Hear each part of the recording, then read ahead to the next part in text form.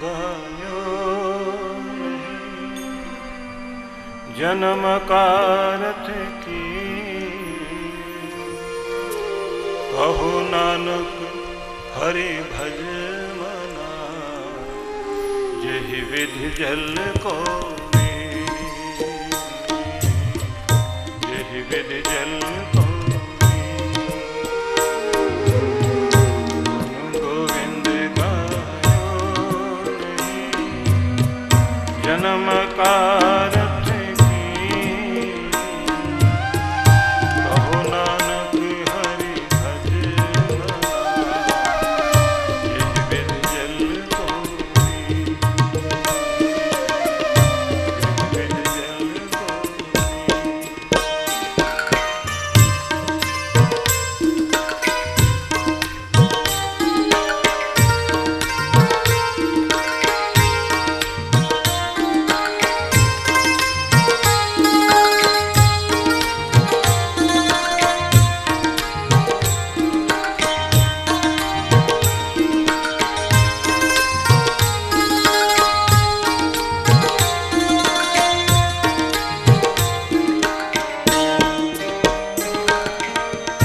बिरद भयो सूझे नहीं काल पहुँच गयो बिरद भयो सूझे नहीं काल पहुँच गयो बिरद भयो सूझे नहीं काल पहुँचियो बिरद भयो सूझे नहीं काल पहुँचयो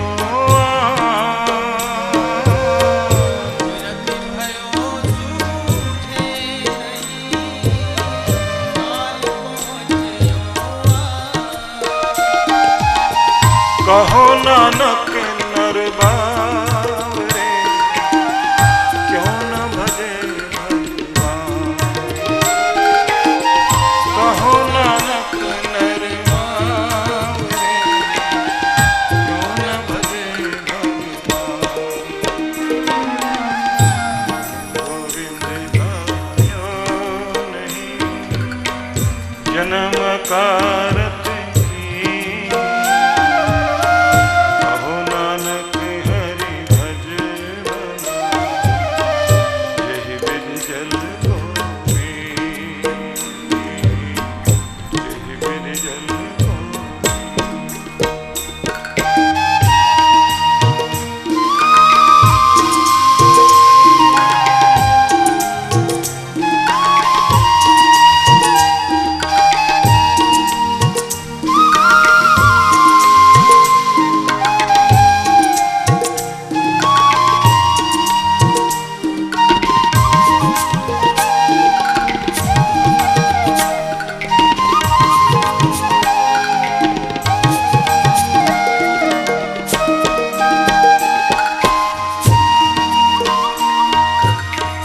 पतित उदाहरण भय हरम हरि अनाथ के नाथ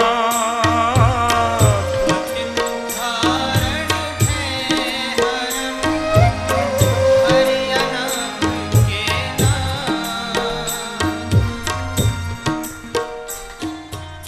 ये भजन गुरुवाणी से है और गुरुवाणी में बहुत प्यारा संदेश देते हुए यह समझाया गया कि इस दुनिया में जब इंसान आया है तो अपने परमेश्वर से जुदा होता जाता है।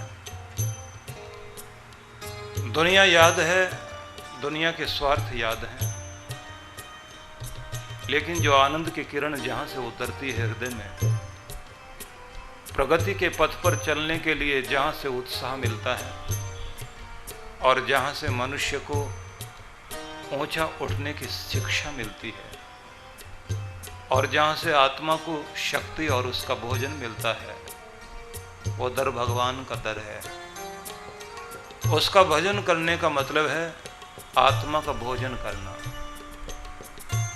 भगवान को मनाने का मतलब खुशामद करना नहीं है। भगवान का भजन करने का मतलब है कि अपने आप को संयुक्त कर लेना, परमात्मा के आनंद का जो रस है उसे हम अपने और बहने के लिए रास्ता बना लें।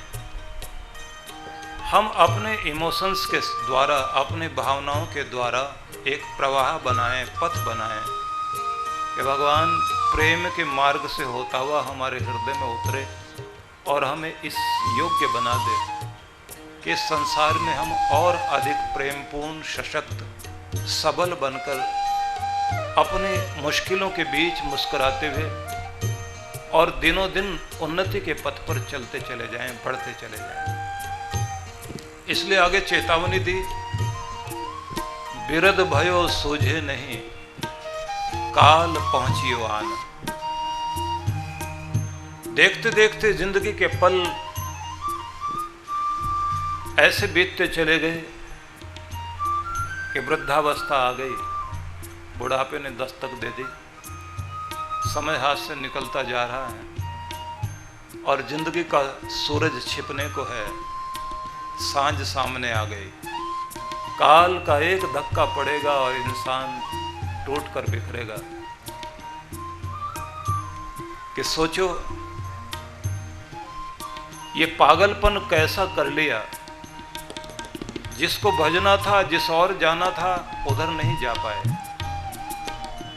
सीधा सा मतलब है, जिस अमृत को हमने इस घट में भरना था वो नहीं भर पाए। जो उन्नति अंदर से होनी चाहिए थी, तुमने शरीर की उन्नति की, प्राणों की उन्नति की, मन की उन्नति की, बौद्धिक उन्नति की, लेकिन आत्मा को भूल गए। गांधी ने कहा था, प्रार्थना से मुझे जो शक्ति मिलती है, सेवा में वही तो प्रकट होती है। संसार को अपने साथ खड़ा कर पा रहा हूं सत्य के किनारे पर, इसलिए कर पा रहा हूं क्योंकि सत्य की शक्ति मुझे सत्य स्वरूप परमेश्वर से मिलती है। उन्होंने कहा था, मेरा भगवान वह है जो मुझे बनाता है, जिसे हम बनाए वो मेरा भगवान नहीं। जो पूरे संसार में सर्वत्र है, मैं उसे याद कर रहा हूं। वो किसी का बेटा, किसी का रिश्तेदार, किसी वंश को लेकर नहीं, सारे वंश उसी से हैं। जब हम उस शक्ति से अपने को जोड़ते हैं तो याद रखिए, हम अंदर से भरपूर होने लगते हैं, हमारी रिक्तता कम होने लगती है। हमने अधिकांश रूप से ये समझ लिया, घंटे घड़ियाल बजा लेना भक्ति है। ध्यान रखिए, घंटे घड़ियाल बजाते हुए हम एक वातावरण बनाते हैं, शंख बजाते हुए एक वातावरण बनाते हैं, भजन गाते हुए हम एक वातावरण बनाते हैं, एक मनोदशा बनाते हैं, जहां हम अपने आप को भूलकर केवल एक एक को याद कर लें, एक शक्ति से जुड़ जाएं। वहां से कनेक्शन जुड़ते ही वहां का आनंद हमारे अंदर बहने लग जाता है। और जब तक हम इसको समझेंगे नहीं, तब तक भक्ति का आनंद ले नहीं पाएंगे। इसलिए हर पूजा या उसकी विधि, उसके ज्यादा झगड़े में मत पड़ जाना। हर पूजा एक प्रेम प्रकट करने का ढंग है, और वो प्रेम प्रकट करना आ गया अपने परमात्मा के प्रति आपको, तो बस पूजा करनी आ गई, इतनी ही बात है। इसी के रास्ते आप उससे जुड़ते हैं। और जिस पूजा में प्रेम ही नहीं है, जिस फूल में सुगंध ही नहीं है, जिस रिश्ते में मिठास ही खत्म हो गई, कहने के लिए रिश्ते होंगे वो, तू भगवान, मैं तेरा भक्त, तू मेरा इष्ट, मैं तेरा पुजारी, रिश्ते कहने के लिए तो है। जब पूजा के लिए हृदय प्रेम पूर्वक प्रवाहित ना हो, तो समझना भक्ति में कहीं कमी है। इसलिए चेतावनी दी, बुढ़ापा सामने आ रहा है, वक्त बीता जाता है, कब अपने को जोड़ेगा अपने भगवान से? चिंताओं से रिश्ता जोड़ लिया, भयों से भयभीत हो गए, हर व्यक्ति ने गम पाल रखा है, लेकिन वो प्रेम जगा नहीं पाए, प्राणों में वो प्यास उठा नहीं पाए, जिस प्यास से पावन प्यारे परमेश्वर को अपना बनाया जाता है। इसलिए इन शब्दों को साधारण मत समझ लेना। ये वाणी ऐसी नहीं है कि इसको आप सिर्फ गुनगुना कर छोड़ दें। ये फूल बनकर आपके हृदय में बिखरती रहे, महकती रहे। चिंतन करना।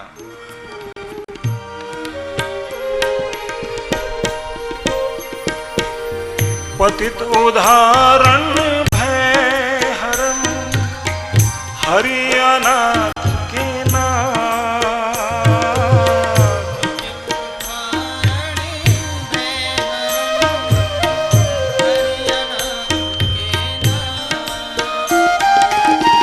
कहो नानक की जानिए सदा बसत तुम साथ।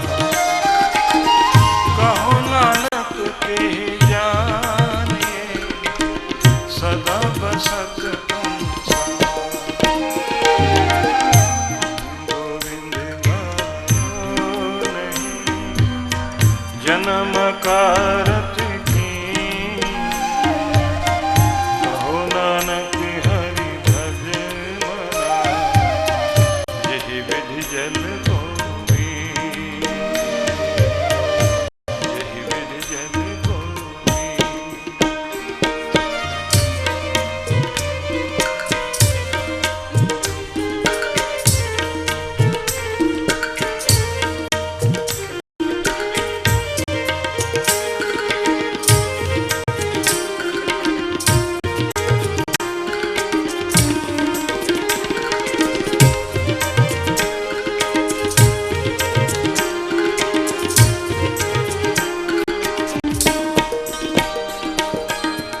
सब सुख दाता राम है, दूसर नाही को।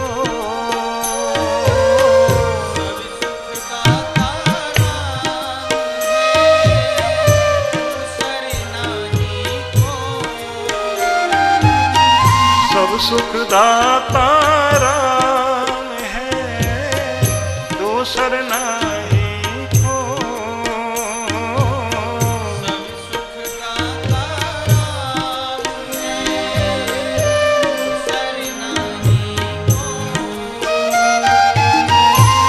नानक हरि भज मना, जिह सिमरत गति हो।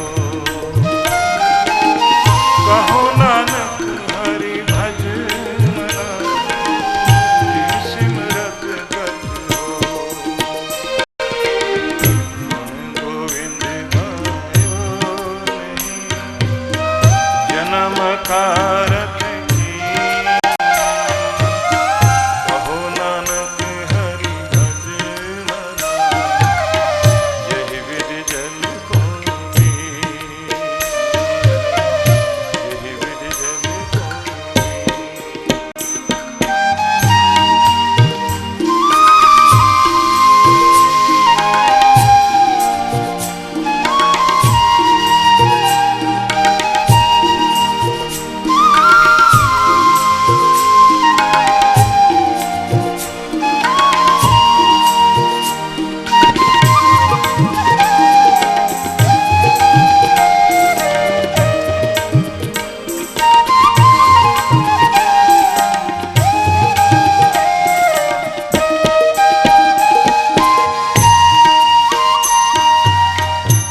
घट में हर जू बसे, संतन कयो पुकार।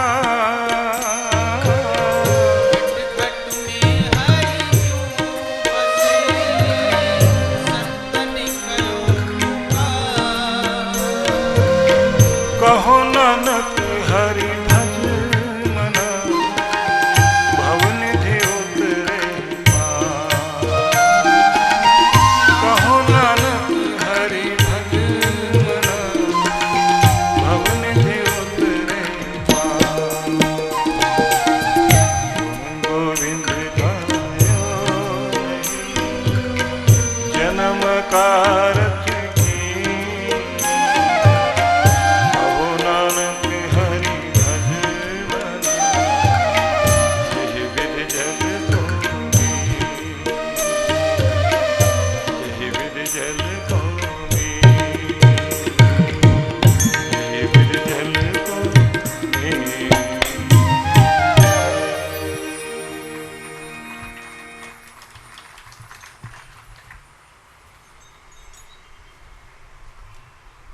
भक्तिभद्रुषों,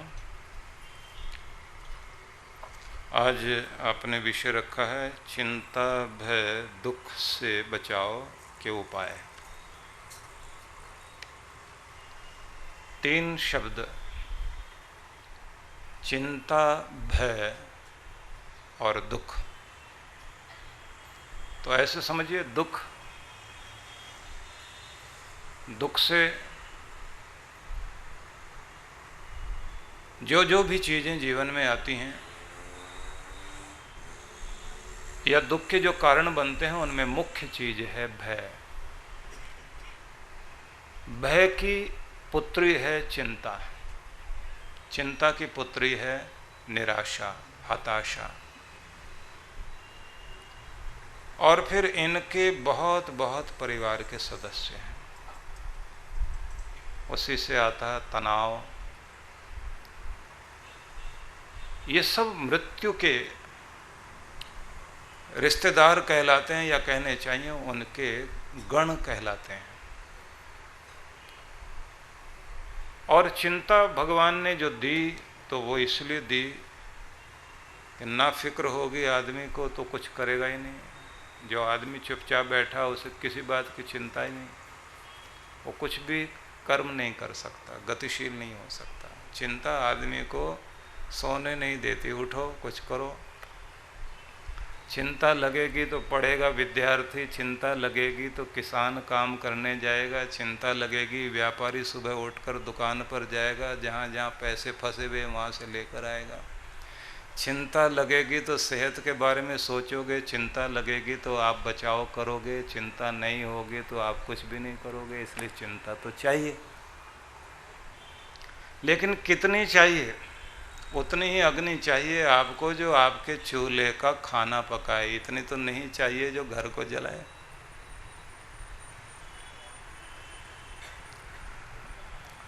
इसलिए जितनी आपको चाहिए उतनी तो अपने आप प्रकट हो जाती है, बल्कि उससे भी ज़्यादा प्रकट हो जाती है। बस आपको ये ध्यान रखना, जितनी चाहिए ये उससे ज़्यादा आती है। जो आपके चूल्हे में गैस का सिलेंडर है, वो तो इतनी उसमें से गैस बाहर आती है, घर को जला दे। तो बीच में होता है रेगुलेटर, बस वही काम की चीज़ है। और गवर्नमेंट उसको बहुत ध्यान देती है, इतने लाइसेंस लगाती है, इतने ठप्पे लगाती है, इतने परीक्षणों से उसको गुजारा जाता है। वो जो रेगुलेटर होता है वही रेगुलर करता है, हर चीज़ को रेगुलेट भी करता है। और ये ध्यान रखिए, अगर वो ना हो तो चूल्हा रोटी ये सब तो गई इधर उधर, घर ही नहीं बचेगा, आप ही नहीं बचेंगे। तो बस मैं यही कहूँगा कि रेगुलेटर रख लीजिए, चिंता कुछ नहीं करेगी, आपकी रोटी पकाएगी। बस इतनी सी बात है, कुल मिला के तो इतना ही कहना।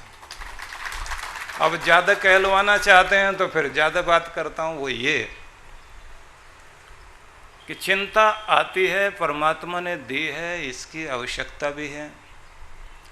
लेकिन चिंता को जिसने चिंतन में बदल लिया, वो तो दुनिया में चमत्कार करके चले गए। और जिन्होंने चिंता को चिंतन में नहीं बदला, बस वो बेचारे हाहाकार करके मिट्टी में समाहित हो गए। कितनों को चिता की आग खा गई, मरघट की मिट्टी ने कितनों को दफना दिया। कितने लोग आए दुनिया में, आकर चले गए, खो गए। चिंता उनको ग्रसित करके ग्रस ले गई। इसलिए ये ध्यान रखें कि चिंता आपको क्या क्या देती है। चिता पर लेकर जाती है, ये तो एक बात अलग है। डॉक्टर क्या कहते हैं?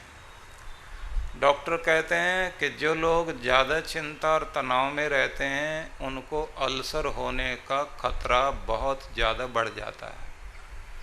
हाई ब्लड प्रेशर उनका रहने लग जाता है, और चिंता के कारण डिप्रेशन आता है, थायराइड की प्रॉब्लम हो सकती है, शुगर बढ़ सकती है, बढ़ती ही है, चिंता के कारण बढ़ती है।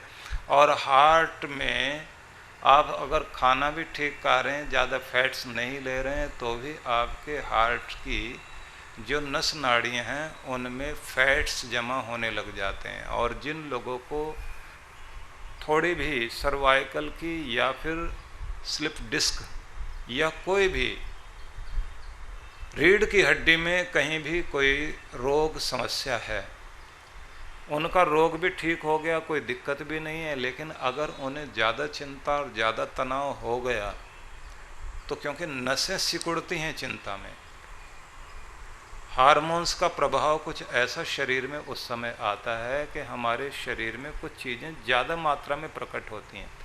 उसका परिणाम ये होता है कि आपकी जो नस नाड़ियाँ सिकुड़ने लग जाती हैं, तो फिर दर्द कमर का बढ़ने लग जाएगा। और डेंटिस्ट डॉक्टर जो एसोसिएशन अमेरिका की, उसकी एक रिपोर्ट में ये प्रकट किया गया कि जो लोग ज़्यादा डरे हुए और चिंता में रहते हैं, उन दिनों उनको दांतों की कैविटी ज़्यादा बढ़ जाती है और दांतों में दर्द भी बढ़ने लग जाता है। कुल मिला के अगर कहें तो आदमी के मारने के लिए जो एक ही चीज़ काफ़ी है वो चिंता ही है, और क्यों ज़्यादा कहलवाओ। जल्दी बाल सफ़ेद हो जाएं, दांत ढीले हो जाएं, आंत गड़बड़ करने लग जाए, घुटनों में दर्द बढ़ने लग जाए, ये सब कुछ इसी के कारण तो है। आप कहेंगे है बुरी चीज़, लेकिन क्या करें, पल्ला पड़ गया, पाला पड़ गया, इसका सामना करना पड़ता है, इसको छोड़ सकते नहीं और इसको घर से बाहर निकाल नहीं सकते, क्योंकि ऐसी सगे वाली बन के बैठ गई है, जाती नहीं है। क्या करें? तो ये समझना पहले तो बहुत जरूरी है कि एक व्यक्ति पूरी दुनिया को जीत ले और सेहत गंवा दे तो क्या फायदा। एक व्यक्ति पूरी दुनिया को जीत ले और सेहत गंवा दे तो क्या फायदा। सारी दुनिया का मालिक हो जाए और चैन की नींद नहीं आए तो क्या फायदा। याद हो जाएगा। सारी दुनिया का मालिक हो जाए, नींद चैन से नहीं आए तो क्या फायदा। अन्न धन के अंबार लगे हुए हों और भोजन पचाने की शक्ति ही खत्म हो जाए तो क्या फायदा। हजम ही ना होता हो और घर में रखे हुए बहुत तरह के पदार्थ के जिनको आदमी खा खा कर स्वाद ले सकता है, लेकिन जब हजम ही नहीं होगा तो देख देख के जलेगा, मैं नहीं खा सकता।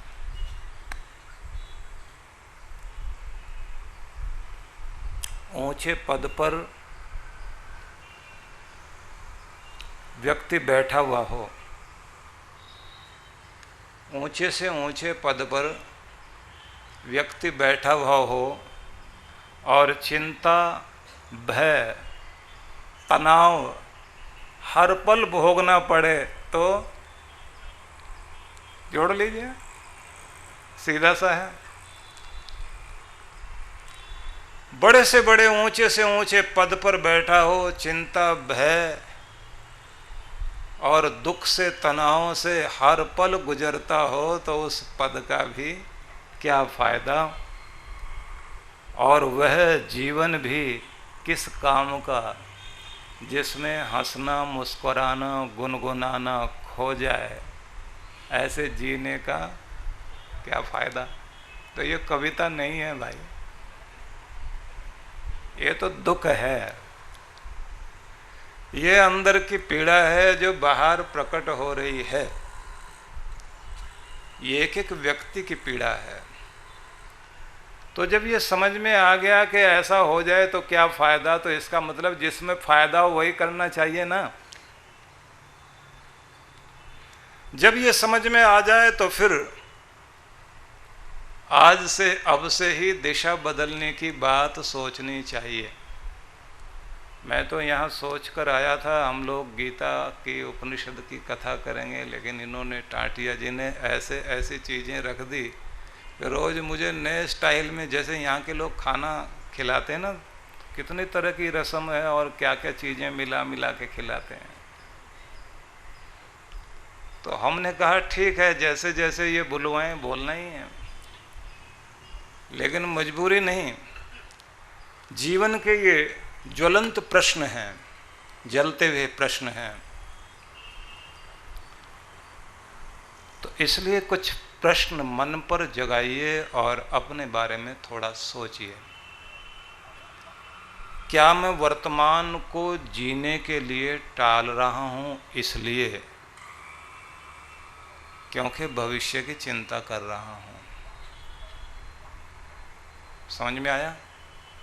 क्या मैं वर्तमान में जीने को इसलिए टाल रहा हूं कि भविष्य की चिंता कर रहा हूं? क्योंकि मुझे लगता है कि चिंता जो कभी भय सामने है उसके कारण जो चिंता मन में आ गई तो उस पर इतना ज़्यादा मेरा ध्यान, मेरा फोकस, मेरे मन की एकाग्रता बिल्कुल उस पर इतनी हो गई, मैं आज जो जीवन मिला है उसको भी टाल चुका हूँ। बस चिंता चिंता चिंता। ये जानता हूँ कि पता नहीं कल का दिन आएगा या नहीं आएगा। जो अभी आया नहीं और पता नहीं आएगा नहीं आएगा उसकी चिंता आज कर रहा हूँ, लेकिन जो आज मिला है उसका आनंद नहीं ले पा रहा हूँ। तो क्या मैं आज के जीने को इसलिए टाल रहा हूँ क्योंकि मुझे भविष्य की चिंता ज़्यादा है और मैं उसको महत्व ज़्यादा दे रहा हूँ?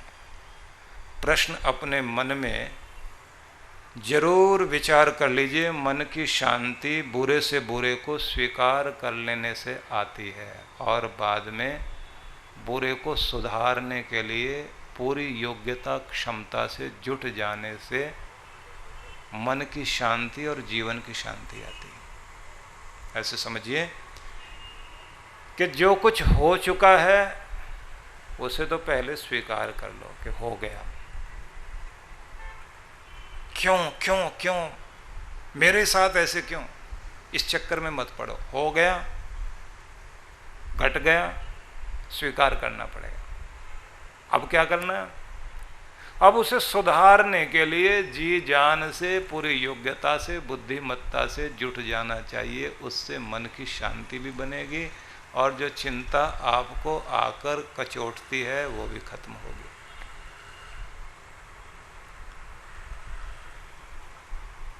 क्यों हुआ, कैसे हुआ, कहाँ सावधानी में गलती हुई, कहाँ लापरवाही हो गई, उन सब को ध्यान में रखा जा सकता है। लेकिन इस बात को हम ये बात की तरह सोचें कि चिंता तो थी 50 रुपए की और खून जला दिया 500 रुपए का। जिंदगी है 5 करोड़ की और जिस चीज के कारण चिंता बनी है वो है 500 रुपए की। तो 500 रुपए के लिए 5 करोड़ की चीज जला बैठे। तो फिर क्या किया जाए? क्या उसको भूल जाए? भूल नहीं सकते। उस पर उतना ही ध्यान दो जितने की वो चीज है। इतना ध्यान मत दो कि आप कीमती को जला बैठो। और जैसे कल हमने आपसे कहा था कि समस्या के प्रति 10% ऊर्जा लगाना, समाधान के प्रति 90% ऊर्जा लगाना। समस्या क्या है, क्यों है, कैसे आई, क्या कर सकती, इस पर 10% ऊर्जा लगाना और उसके समाधान में जो कुछ आपको ऊर्जा लगानी है उसी पर ध्यान ज़्यादा दो। सुलझाया कैसे जाए। और ये मत सोच लेना कि कोई भी चीज़ असंभव है। हर चीज़ का इलाज है, हर बीमारी का इलाज है, हर ताले की चाबी है।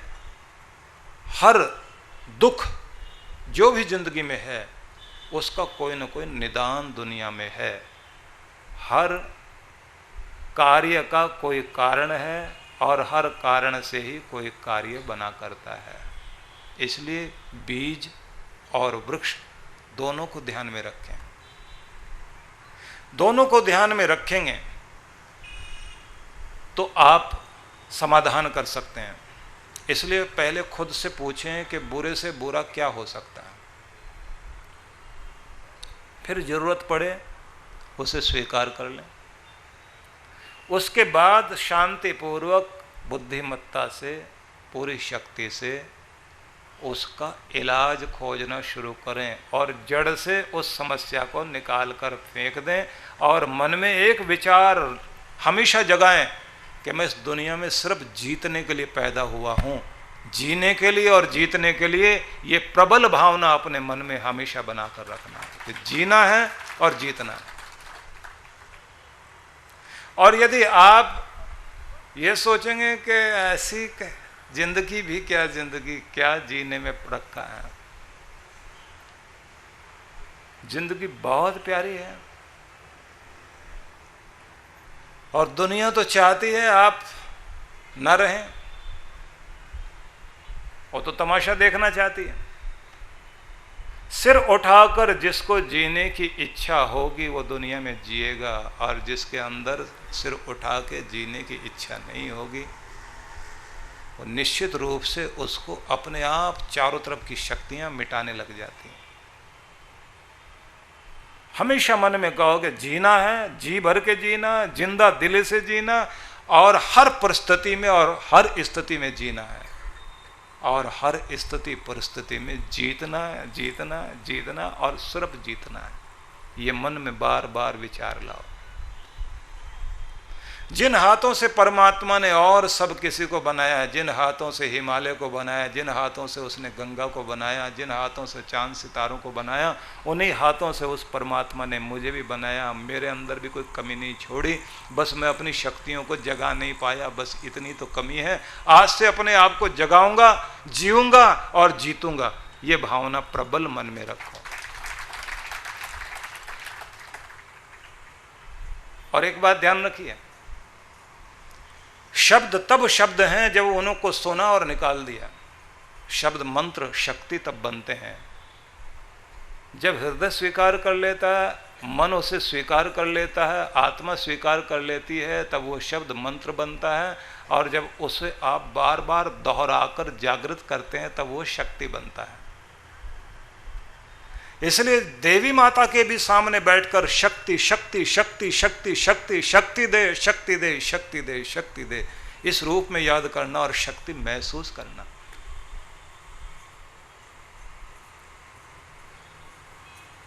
महसूस करो कि जगदम्बा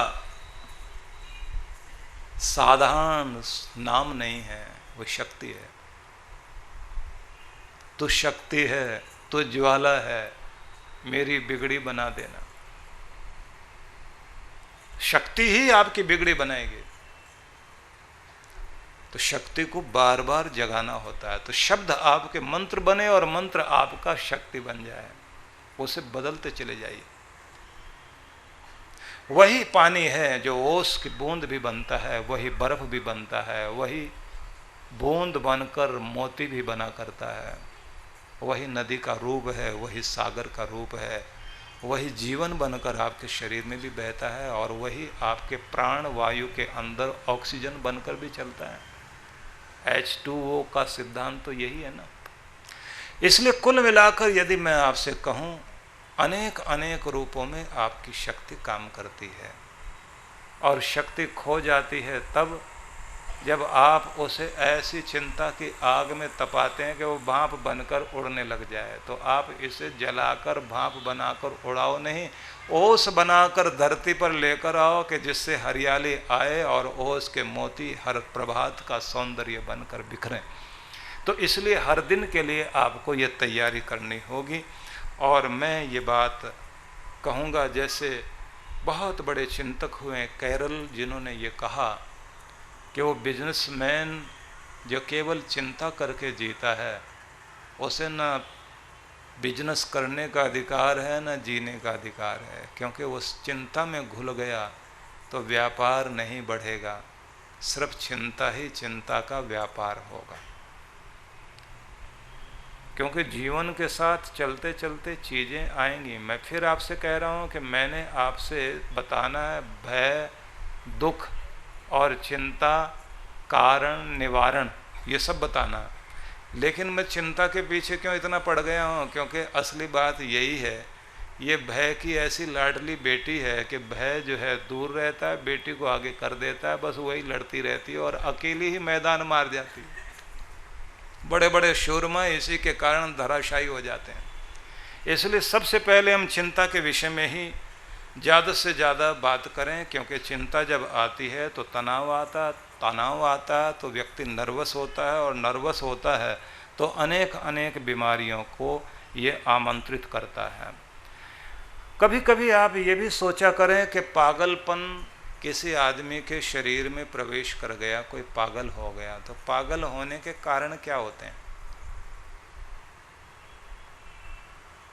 हम सोचते हैं हमें क्या जरूरत है पागलों के बारे में सोचें, और कोई भी सोचना नहीं चाहेगा पागल के और पागलों के बारे में और पागल खाने के बारे में। लेकिन थोड़ा तो सोचना पड़ेगा। जब आप गुस्से में पागल हो जाते हैं तो अपना फोटो खिंचवा के रखिए, अगर भगवान न करे, या दूसरे ढंग से कह लेना, बात पूरी नहीं कर रहा हूं, दूसरे ढंग से कह लीजिए कि आप दुख में नहीं, क्रोध में जैसे दिखाई देते हैं, अगर कभी कुछ ऐसा हो गया तो ऐसे ही लगोगे। दूसरे ढंग से कहें, क्रोध भी एक पागलपन का अटैक है। अब और तीसरी तरह से कहें, पागल होने वाले व्यक्ति के अंदर एक कमी होती है। एक तो होता है कि जो व्यक्ति परंपरा से घर परिवार में कोई चीज़ें चली आ रही हैं, एक चीज़ होती है कि जिंदगी की वास्तविकता का सामना करने की हिम्मत न रहे आदमी को, और वो अपने आप को पूरे दुख और चिंता डर के दायरे से निकालकर अपने सपनों के घेरे में अपने को कैद करके बैठ जाए, और वहीं बैठा सोचता रहे अब मैं खुश हो गया हूँ, चिंता भाग गई है, दुख भाग गया, परेशानी नहीं है। वो अकेला बैठकर गाने लग जाता है, वहीं बैठा झूम रहा होता है, उसे कोई परवाह नहीं कहीं कुछ भी हो रहा, वो हंसना रोना भूल जाता है, बस उसी दायरे में कैद हो जाता है। मतलब क्या हुआ कि ये बढ़ जाए तो आदमी को यहां तक ला सकती है। अब डरे ना थोड़े से, ये यहां तक ला सकती है, इंसान को यहां तक भेज सकती है। चिंता, डर, भय व्यक्ति को एक पागलपन की स्थिति तक ले जा सकती है। अब आप कहेंगे ये सब तो ठीक है, जल्दी से ये बता दीजिए दूर कैसे कर सकते हैं, चिंता भागेगी कैसे, क्योंकि इससे क्या क्या हो सकता है ये तो हमको पता है। लेकिन पहले आपको थोड़ा बीमारी के बारे में समझना तो होगा, क्योंकि जब तक आप नहीं समझेंगे तब तक आप क्या करते हैं। ज़्यादातर लोग एक ही तरीका ढूंढते हैं कि कोई ऐसी खास बात नहीं, और मैं कोई चिंता विंता थोड़ी करता हूँ, मैं तो बहुत बहादुर आदमी हूँ, बिल्कुल ठीक ठाक रहता हूँ। लेकिन हर एक आदमी के अंदर कहीं ना कहीं ये बीमारी इस तरह अंदर बैठ जाती है, क्योंकि इसका प्रभाव देखिए। मैं आपको जो इसके नर्वस सिस्टम जैसे आदमी का गड़बड़ करने लग जाता है, या जो मूड बनने लग जाता है वैसे, या सिग्नल्स वैसे आने लग जाते हैं, उसके बारे में थोड़ा बताना चाहता हूँ। हम सोचते हैं नहीं मैं कोई तनाव में नहीं, मैं कोई चिंता में नहीं, कोई भय में नहीं, और मुझे तो देख के कोई कह ही नहीं सकता। अब मैं आपको कुछ बातें बता रहा हूँ जो आप ध्यान देना। आप अकेले में कहीं बैठे बैठे कुछ बड़बड़ाते हो, कहीं बैठे नाखून काटते हो, बाल नोचते हो, बैठे बैठे आप बार बार हाथ हिलाते हो, एक काम करते करते आप दूसरा करते हैं, साथ साथ में कभी कभी ऐसा भी करते हैं कि आप एक साथ तीन तीन काम करने की और अपने आप को डाइवर्ट करते रहने की आदत आपने बना रखी है। इसका मतलब अंदर कोई ना कोई ज़्यादा तनाव दबाव है, और वो किसी चिंता के कारण है। आप अपने में खोए खोए रहते हैं, आधे अधूरे मन में रहते हैं। कोई भी चीज़ आप करते हैं तो आपका मन आधा यहाँ होता, आधा कहीं और होता। इसका मतलब जरूर कहीं दबाव है। थोड़ा और आगे बढ़ते हैं। आपके साथ आपकी नींद पर असर आने लगा है, आपकी मुस्कुराहट कम हो गई, आप हंसना भूल गए हैं। तो इसका मतलब है चिंता आपके अंदर, भय आपके अंदर, तनाव लगातार रहने के कारण ऐसी स्थितियां हो गई कि आपको खुशी मनाने की आदत नहीं रही। आप कोई भी मौसम गुजरता है, आपको उसकी परवाह नहीं, आप उधर नहीं देखते, आनंद नहीं लेते। आप संगीत का उस तरह आनंद नहीं लेते। आपको हंसने की बात सुनाई दे तो आप उसको कहते हैं हाँ बात हंसने की है, लेकिन हंस नहीं पाते। और अगर हंसते भी कभी हैं तो एक बार हंस दिए, लेकिन 15 मिनट तक खुल के हंस सकें ऐसा नहीं हो पाता। इसका मतलब है तनाव ने, चिंता ने अपना काम पूरा पूरा कर दिया है। और जो लोग दुख में, चिंता में, तनाव में लगातार रह रहे होते हैं और कल की चिंता करते करते समस्या ठीक हो जाए, उसके बाद देखना कितना खुश रहूँगा, उन्हें लगातार दुख में रहने की ऐसी आदत पड़ जाती है कि उसके बाद खुशी अगर उसके घर का पता पूछ भी ले, वो पड़ोसी का नंबर दे देता है, उधर चले जाओ। हम लोग नहीं हंस पाते भाई, हमको खुश होने की आदत ही नहीं है, इसलिए हंस ही नहीं पाता। अगर आपने आदत डाल ली है दुखी रहने की, तो फिर सुख भी अगर आ गया तो आप उसको पहचान नहीं पाओगे। अगर पहचान भी पाए तो आप खुश नहीं रह पाओगे। तो फिर क्या करें, जो होगा देखा जाएगा। इसी पल, इसी क्षण आनंद मनाते हुए जीना है, यह निश्चय कर लेना है आज से, अभी से। चीजें रख रख कर भूलने लगे हो,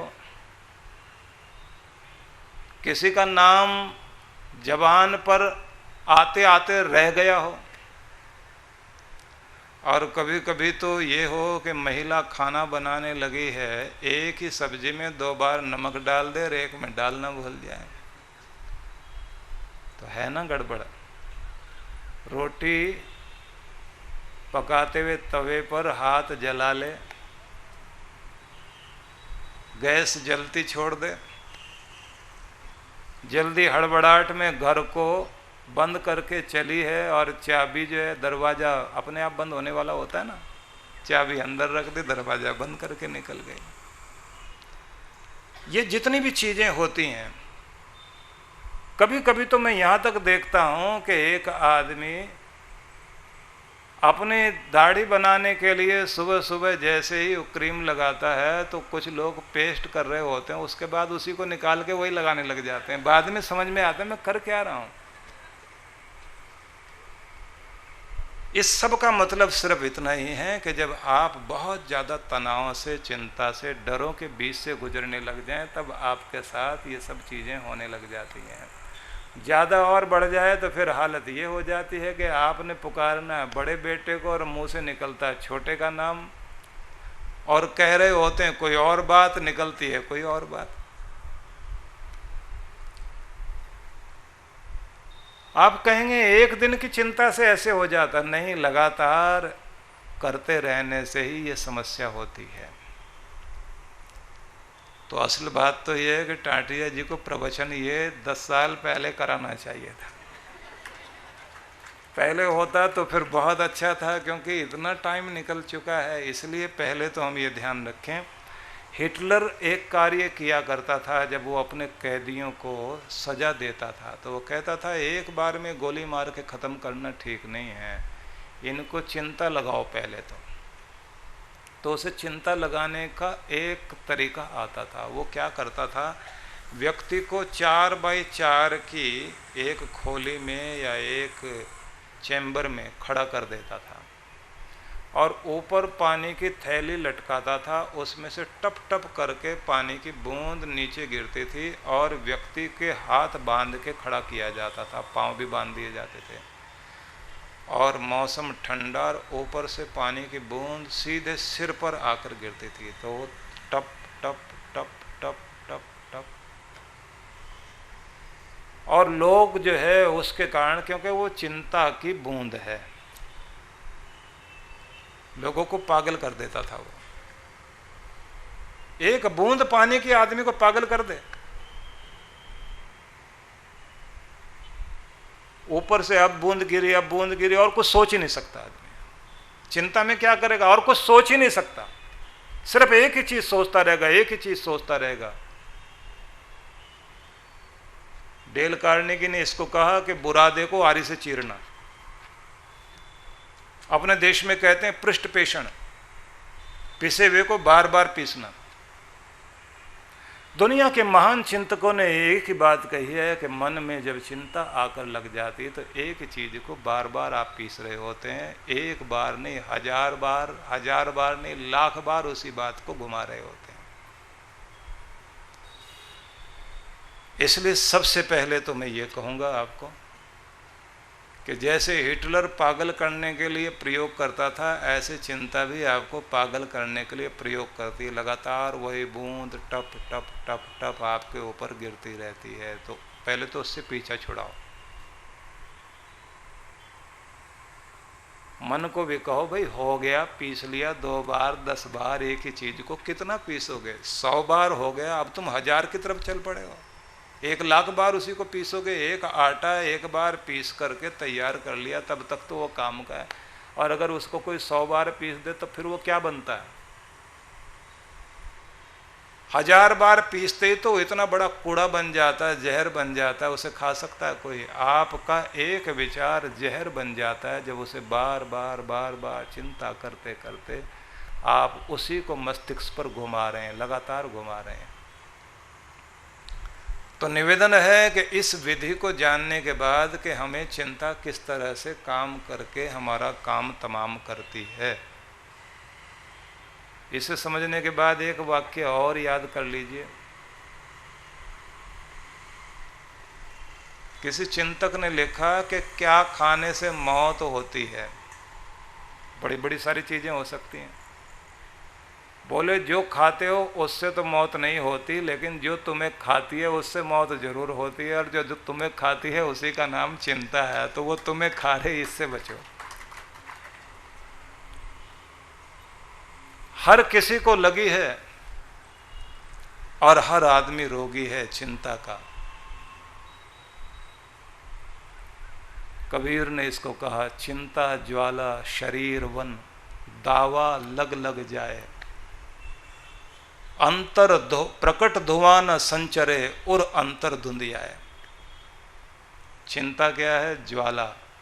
शरीर क्या है? वन, जंगल। दावा लग लग जाए, दावा नल। जंगल में आग लगती है तो चारों तरफ से जंगल को घेर लेती है। तो जो लोग उसमें घिर जाते हैं तो वो सोचते हैं आग तो चारों तरफ लगी हुई, हमारे पास थोड़ी आई। लेकिन वो बढ़ते बढ़ते आती है और इतना बड़ा धुआं पैदा कर देती है कि व्यक्ति पहले तो धुएं से घुट के मर जाता है और आग फिर उसको जला के एकदम राख कर देती है। प्रकट धुआं न संचरे और अंतर धुंधियाए। जिसके अंदर चिंता की आग लगी है, बाहर से धुआं उठता दिखाई नहीं देता, आदमी बिल्कुल ठीक लगता है। और अंतर धुंधियाए, लेकिन हृदय से लेकर मस्तिष्क पूरा का पूरा धुएं से, घुटन से भरा हुआ होता है कि जीना मुहाल हो जाता है। 500 साल पहले उन्होंने ये बात कही।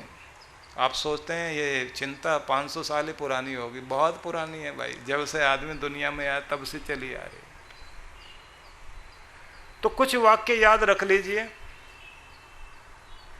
चिंता को चिंतन में बदलना है, व्यथा को व्यवस्था में बदलना है। व्यथा को, पीड़ा को, व्यथा को व्यवस्था में बदलना है, चिंता को चिंतन में बदलना है। कैसे? अपने साथ मीटिंग करने की आदत बनाइए। क्योंकि मस्तिष्क का तो एक ही काम है। ये एक न्यूज में जैसे आप देखते हैं ना, कोई हेडलाइन सामने आ गई और फिर आने के बाद लगातार उसे रिपीट करने लग जाए कोई, तो मस्तिष्क भी ऐसे करता है जब तक आप उसका इलाज नहीं ढूंढोगे। तो सुबह सुबह आपके मस्तिष्क में चीजें तैर रही होती हैं, चिंताएं। तो आप क्या करना, एक डायरी लेना या कागज लेना, उस पे आपकी चिंता जो भी है उसे नोट कर लो। नोट करने के बाद सारी जो भी आपकी समस्याएं हैं सबको आप नंबर 1, नंबर 2, नंबर 3, नंबर 4 ऐसे करके उसको आप नोट कर लीजिए। उसके बाद आप अपनी तरफ से उम्मीद करो कि इसका मैं ये इलाज कर सकता हूँ, ये चीज़ कर सकता हूँ, यहाँ जा सकता हूँ, ऐसा ऐसा कर सकता हूँ, वो भी उसके सामने टहलते हुए, चलते हुए, सुबह सुबह थोड़ी एक्सरसाइज करते जाओ और उसको हल्के फुल्के एक्सरसाइज, और वो नोट करते चले जाओ, दिमाग को खाली कर लीजिए। उसके बाद अपने मन में एक विश्वास रखें कि आज तक तो ऐसा नहीं हुआ कि कहीं पर भी कोई दिक्कत रही हो, क्योंकि मेरे परमात्मा ने हमेशा मेरा साथ दिया और मैंने भी अपनी तरफ से कहीं भी कोई गलत कार्य नहीं किया। मेरे साथ मेरी कृपाएं भगवान की जरूर होंगी और मैं उसे महसूस करता हूँ। ऐसा महसूस करते हुए वहाँ लिख दें कि मेरे परमात्मा, मुझे तेरा बहुत बहुत भरोसा है और मैं अपनी ड्यूटी पूरी करूंगा, अपना कर्तव्य निभाऊंगा। अब आपने लिख दिया तो आपका मस्तिष्क थोड़ी देर के लिए खाली हो जाएगा। तो जो ब्रेकिंग न्यूज चल रही थी, बार बार दिमाग में घूम रही थी, वो खत्म हो जाएगी। ये मस्तिष्क का काम इतना ही है, वो चीज जो आपको चोट दे चुकी है उसको बार बार वो मस्तिष्क घुमाता रहता है, मन वहां बार बार जाता रहता है। जैसे आपने नोट कर दिया तो आपने उसका मतलब समाधान खोजने की तैयारी शुरू कर दी, अब मन वहां से हटना शुरू हो जाएगा। ये एक बात। दूसरी बात है कि आप कोई गाना सुने, और गाने को बोलते हैं ना संगीत। गाना तो गीत है, जो गाया जाता है उसे संगीत कहते हैं। तो संगीत को संगीत क्यों कहते हैं? संग गाया जाए जो। तो जब आप कोई संगीत सुनते हैं तो सिर्फ उसको सुनने का काम मत कर लेना, साथ साथ गाओ, अच्छी तरह से गाओ। जब आप साथ साथ गाना शुरू करते हैं तो अंदर की भड़ास आपकी निकलने लग जाती है। सोचते हुए नहीं गाना, दिल खोल के गाना शुरू करो, तो उससे आपका तनाव, आपके अंदर का जो दबाव है वो अपने आप दूर होना शुरू होगा। और कुछ पॉइंट्स पर आप अपने ध्यान देना शुरू करेंगे।